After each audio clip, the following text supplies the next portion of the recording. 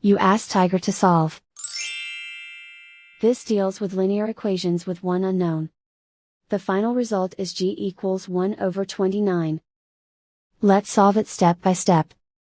Group all g terms on the left side of the equation. Add 13g to both sides. Group like terms. Simplify the arithmetic. Group like terms. Simplify the arithmetic. Group all constants on the right side of the equation.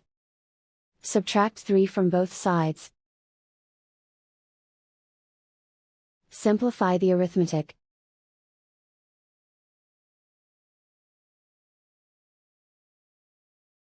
Isolate the g.